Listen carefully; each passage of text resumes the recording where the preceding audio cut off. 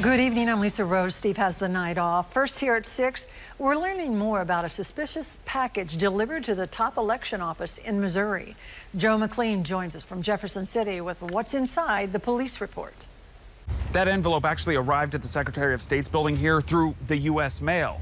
But the mailroom staff here were actually already on alert, looking out for anything suspicious. It's because the day before, they actually got an email from the Department of Homeland Security saying that the same offices in other states were getting some of these not-so-special deliveries.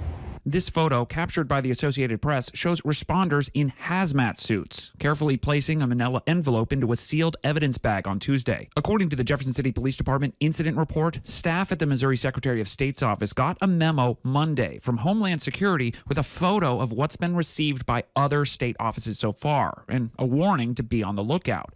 Once mailroom staff found an envelope matching Homeland Security's description, they called police without opening the package.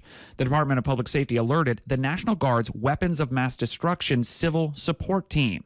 The mailroom was evacuated. Air conditioning was turned off to stop the spread of anything airborne, and the team also ran tests for radiation and explosives, both coming up negative. Ultimately, the package was taken to the Missouri State Health Laboratory for more testing. Because 14 other states saw the same suspicious delivery, the investigation is now being handled by the FBI. That agency said it does not comment on pending investigations. The Secretary of State's office in Missouri also declined our request for an interview. In Jefferson City, Joe McLean, KY3 News.